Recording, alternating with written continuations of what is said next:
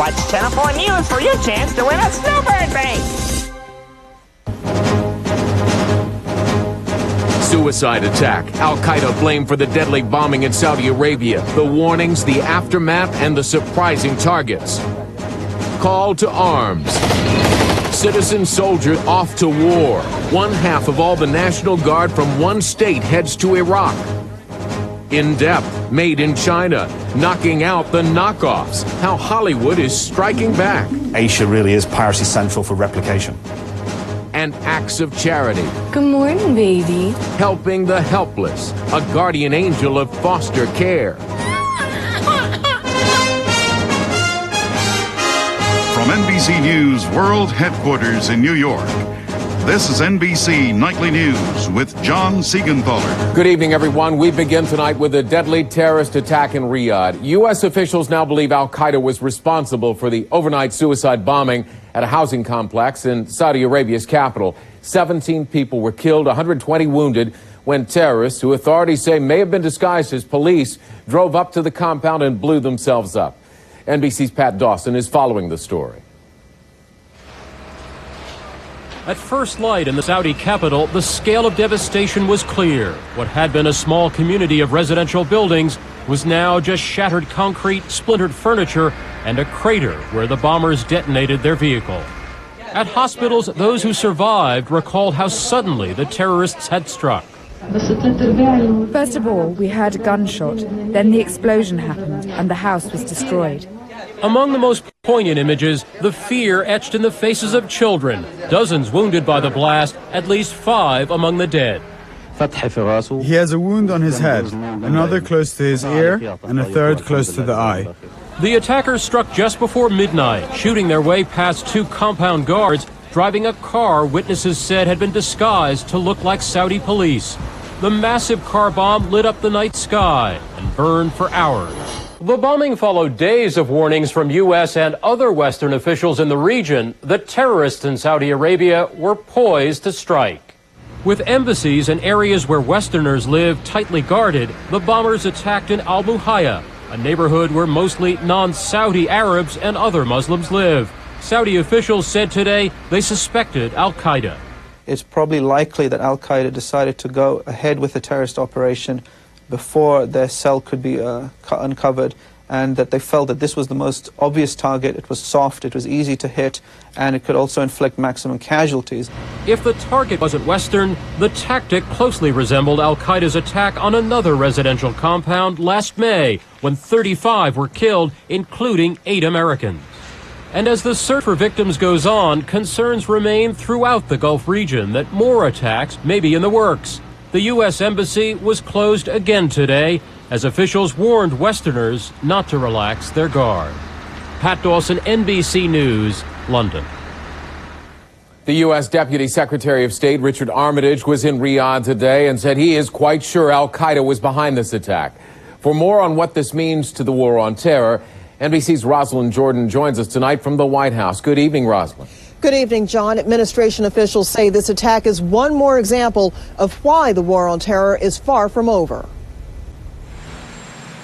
President Bush today, a few hours after calling the Saudi Crown Prince about the car bombing in Riyadh. A White House official says Mr. Bush expressed his condolences to the people of Saudi Arabia and to the families of those killed. The official also said the president told the Crown Prince the United States stands with Saudi Arabia in the war on terrorism. The attack was no surprise to the chairman of the Senate Select Intelligence Committee, who says his panel was warned a week ago Al-Qaeda was about to strike again. The terrorists now have no discerning factor in regards to their targets. They are trying to kill Iraqis, Red Cross, UN, Saudis, mosques. These are people that are, as far as I'm concerned, they're just barbarians. Last night's attack was extraordinary, in part because it did not target Westerners. Not only did the terrorists target Muslims, but they did so at the height of Ramadan, the Muslim holy month. Most of those who lived in the compound were foreign workers who are a critical part of the Saudi economy. Why did the terrorists target non-Americans? I think the striking this compound showed that they couldn't strike the American compound because we had good intelligence and we were basically ready for them. The war in Iraq has diverted much of the public's focus away from al-Qaeda, though the administration and intelligence experts stress the al-Qaeda threat has never gone away. For one thing, the Saudi-born Osama bin Laden despises the ruling family for its American ties and has tried to bring the kingdom down. A Saudi crackdown on al-Qaeda in recent months has not stopped the attacks. They may be able to engender a certain fear in the regime itself, fearing that if they don't sort of acquiesce to al-Qaeda, they're going to have more attacks against the regime or against their own citizens. It's not clear how the Saudi government is going to respond to this latest attack. The United States at this point has no plans to pull its diplomatic staff out of Saudi Arabia, but it has told the embassy staff in Riyadh to stay inside the diplomatic quarter until further notice.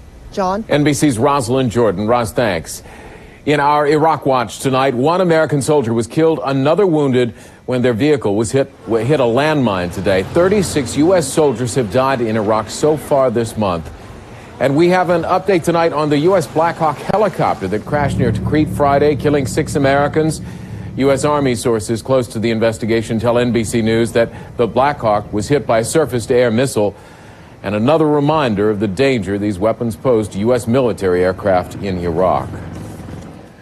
Some of the Democrats running against President Bush have been very critical of how Mr. Bush has handled this war, but even among Democrats, there are disagreements. NBC's Joe Johns reports on the potential pitfalls of making the war a major issue in the race for president. Fierce criticism of the administration's war on terrorism today from the Democrat who lost the last election. In both cases, they have exploited public fears for partisan political gain and postured themselves as bold defenders of our country while actually weakening, not strengthening America. With recent polls, the latest from Newsweek, showing more than half of Americans disapprove of the way the president is handling the situation in Iraq, the Democrats see an opportunity, but there are major disagreements on how to play it. You have 9 candidates, and it's unrealistic to think that they're all going to be taking the same position at this point. I think positions are evolving. All the Democrats running for president have criticized the administration's Iraq policies, including retired General Wesley Clark and Howard Dean, who has outpaced all his rivals in fundraising. He flatly opposes the war. Candidates in Congress who supported the war resolution were Richard Gephardt and Joe Lieberman, John Kerry and John Edwards. Gephardt and Lieberman also supported the president's $87 billion spending plan for Iraq. Lieberman even took out a TV ad to explain himself to New Hampshire voters. $87 billion is a lot of money for Iraq. Too much, in fact. That's the price we're paying because George Bush antagonized our allies and had no plan to win the peace.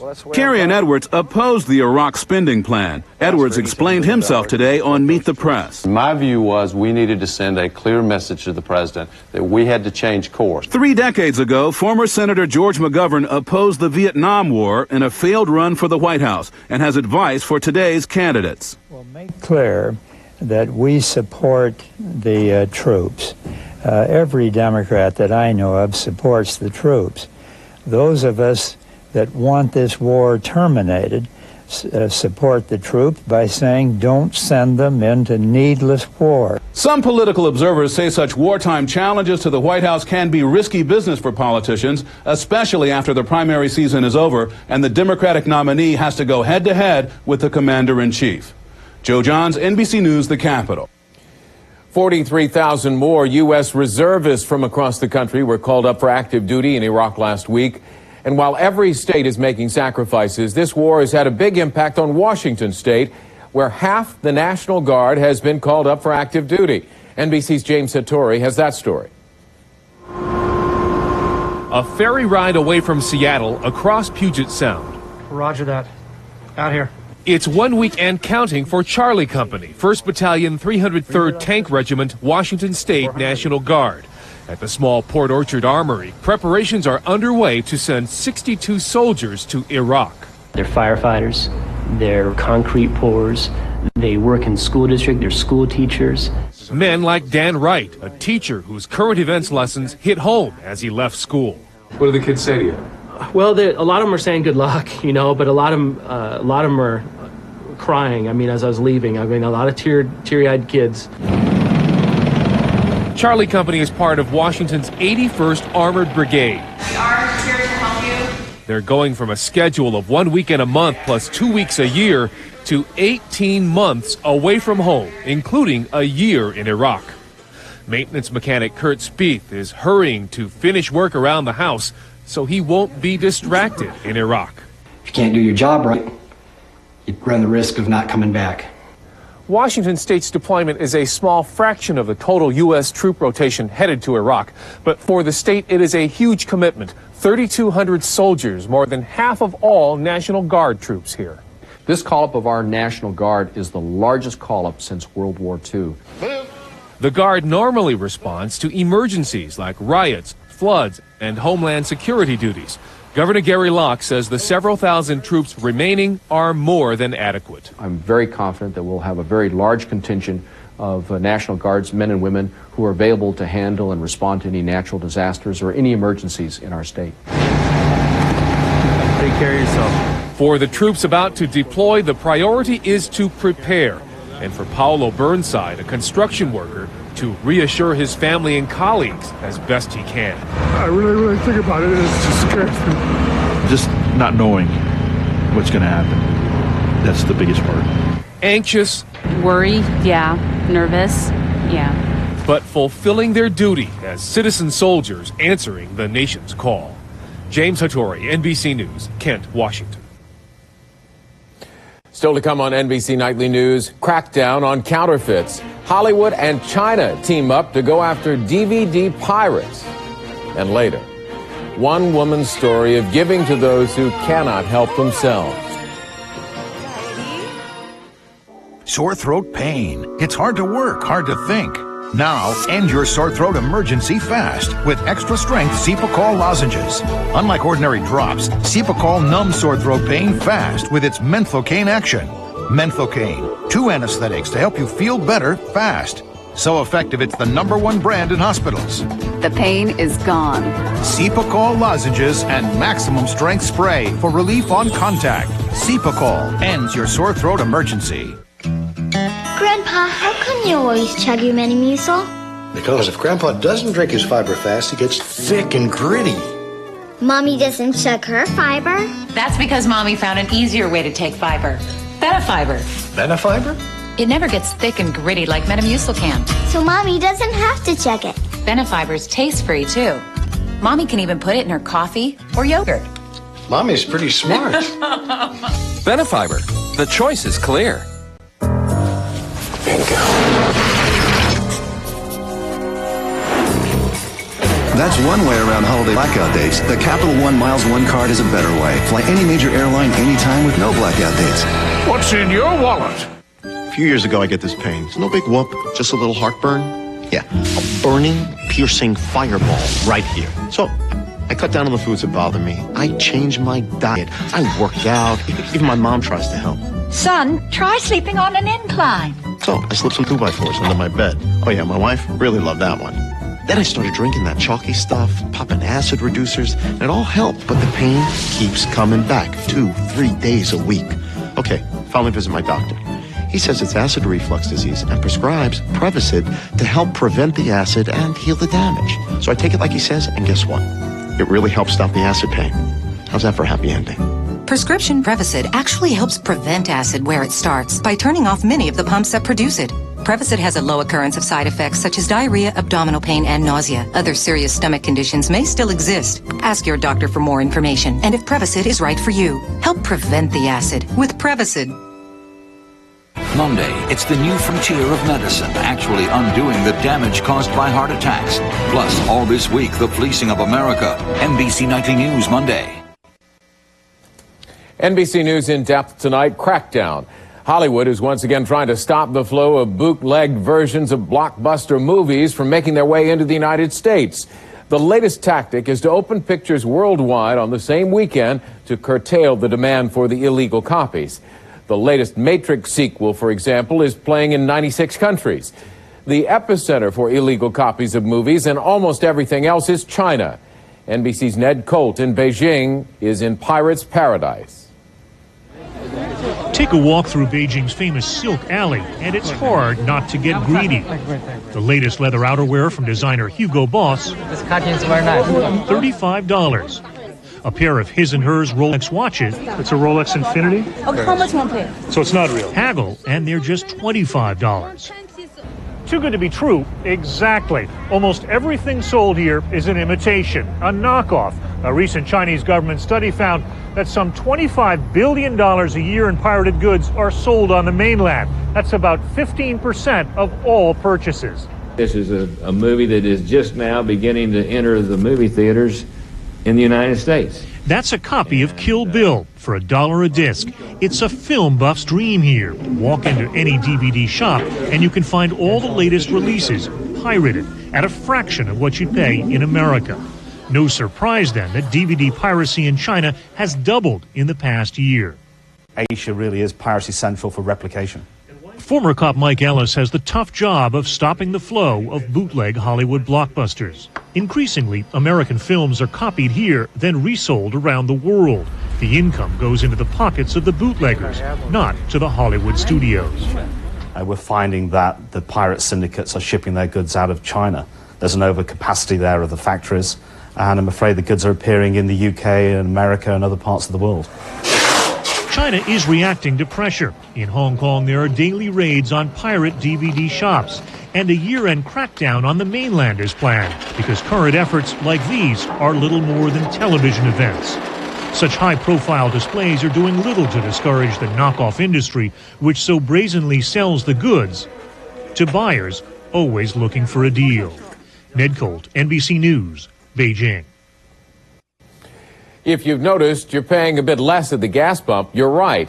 A survey out tonight shows retail gasoline prices down 4 cents a gallon in the past 2 weeks, and average prices are down nearly 20 cents in the past 2 months. When we come back, women on the front lines. One Nation is taking another look. Millions of us are hospitalized with heart-related chest pain or a certain type of heart attack, what doctors call ACS. The cause? For most, it was blood platelets that formed clots which blocked blood from getting to the heart. Think aspirin and your other heart medications alone are enough? One more thing could help make a difference. Ask your doctor about adding Plavix. Add it to aspirin and your current treatment. Plavix goes beyond what you're taking to help raise protection against heart attack or stroke. Plavix and your other medications work in different ways. Plavix, taken with aspirin, plays its own role in keeping blood platelets from sticking together and forming clots, which helps keep blood flowing. If you have a medical condition that causes bleeding, such as a stomach ulcer, you shouldn't use Plavix. The risk of bleeding may increase with Plavix, and when you take Plavix with certain other medications, including aspirin, review your medicines with your doctor to minimize this risk. Additional rare but serious side effects could occur. Add Plavix for more protection against heart attack or stroke. When you're passionate about something, you never quit. Your multivitamin? Centrum Silver with lycopene, an ingredient in tomatoes that science suggests may help reduce the risk of heart disease. Put your heart into what you love. Centrum Silver with lycopene.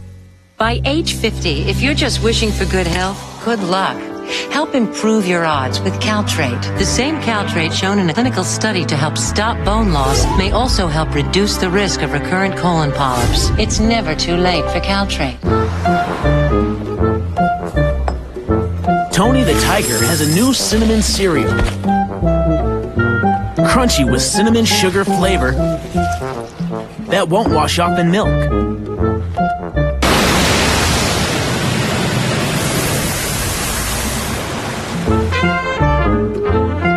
So, the only place the cinnamon sugar flavor goes is in your mouth. Tony's Cinnamon Crunchers. Go right till it's gone.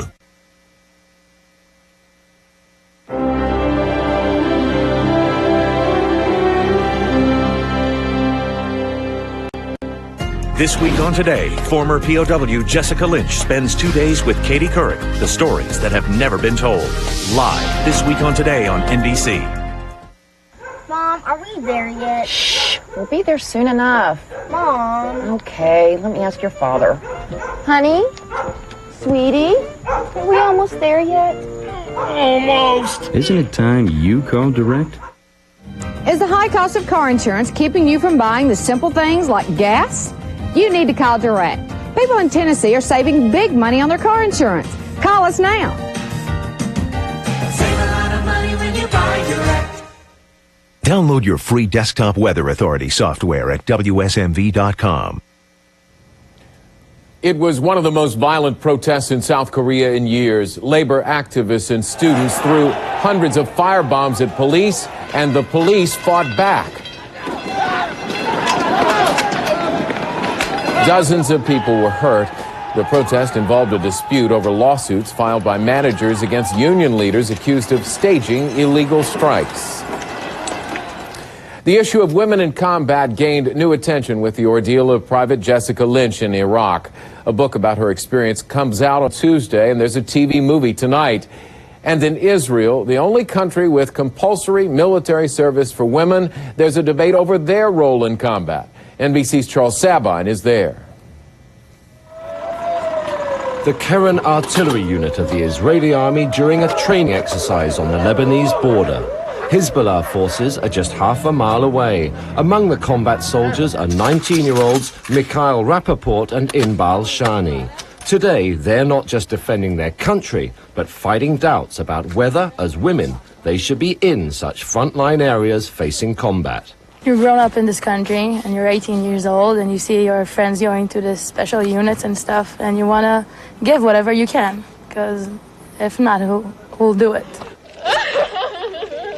But the killing of two 19-year-old female soldiers by Palestinian militants in Gaza last month brought a wave of revulsion in Israel. The fact that they were in their sleeping quarters, allegedly unarmed, brought some tough questions. The willingness of female Israeli teenagers to become combat soldiers has been valuable to the army here. There's a shortage of recruits. But now some Israelis are asking whether women are truly suitable for such a role. Israeli Cabinet Minister Efi Etam says no. He's calling for women soldiers to be removed from conflict areas. And now a survey commissioned by the Israeli military questions whether women are physically qualified for combat duty. Inbal and Michal are annoyed by the suggestion that only the men in their unit should be there just because they may be stronger. We do the same thing exactly every day. You wake up, you do the same thing. Israel has a heritage of women in its armed forces, a country where military service is part of life and often seen as a ladder to success. The debate over the future of women in its overstretched army could deal one more blow to morale, already at an all-time low, over doubts about its tactics in the occupied Palestinian territories. Charles Sabine, NBC News, on the Israel-Lebanon border. Back in this country, the second sniper shooting suspect, 18-year-old Lee Malveaux, is scheduled to go on trial tomorrow in Chesapeake, Virginia. Malveaux is being tried for the death of Linda Franklin, an FBI analyst. At the same time, the trial of the other suspect, John Muhammad, continues tomorrow a few miles away in Virginia Beach. 10 people were killed in the Washington, D.C. area shootings last fall. When we return, faith, hope, and helping foster children.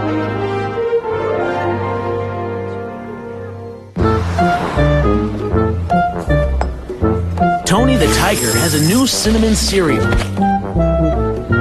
Crunchy with cinnamon sugar flavor that won't wash off in milk.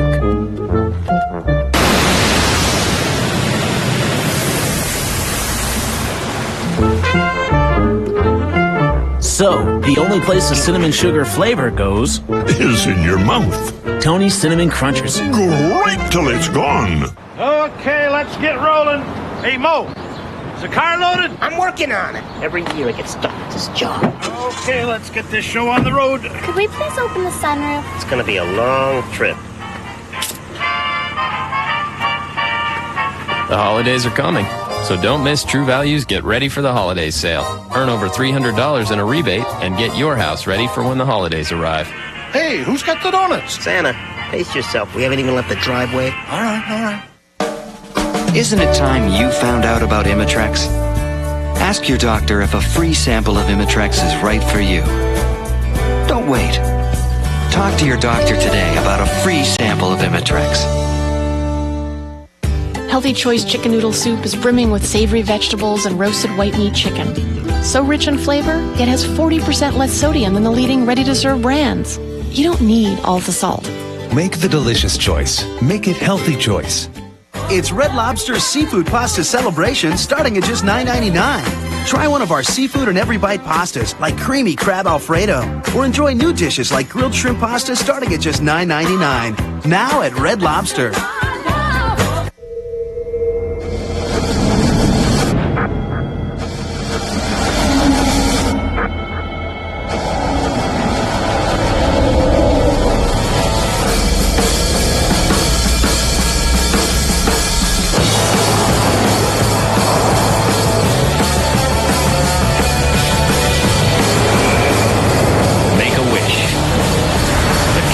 SRX Performance Utility.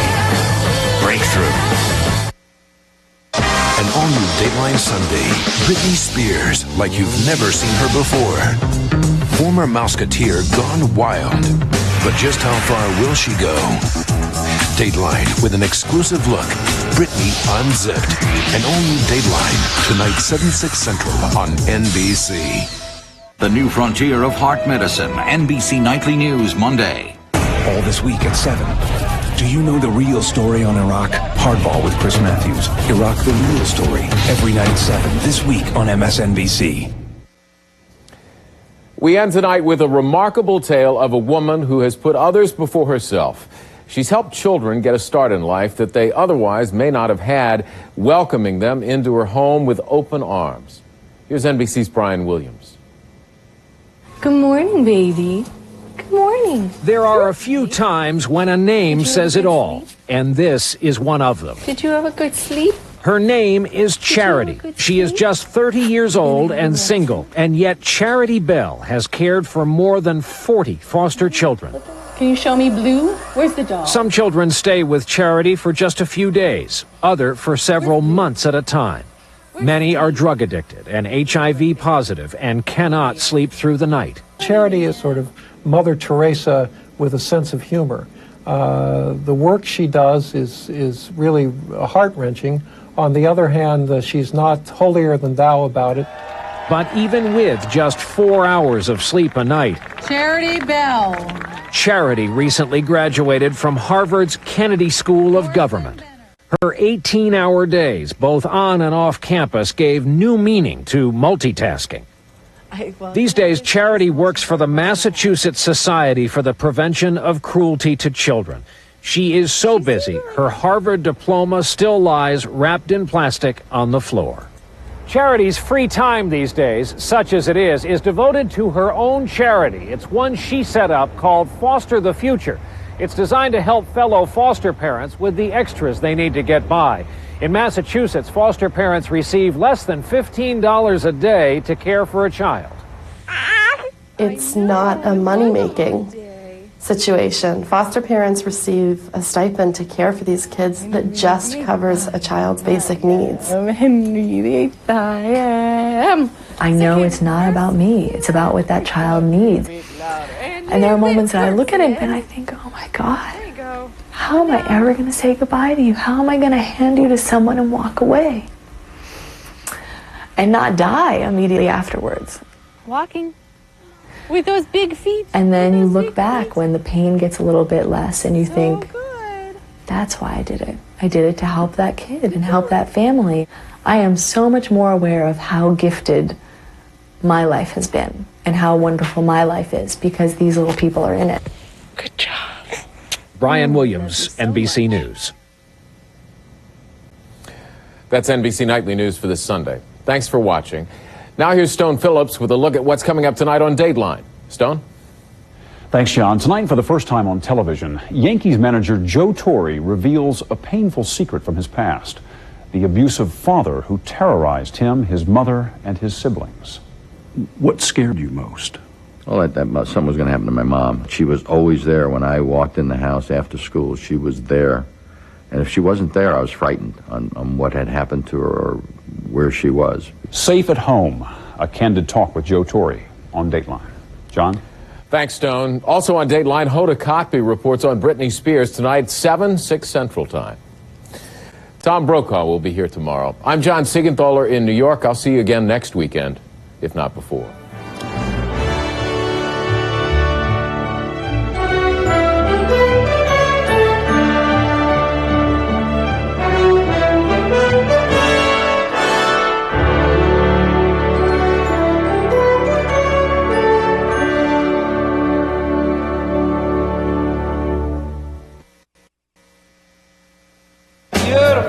Tonight on Dateline.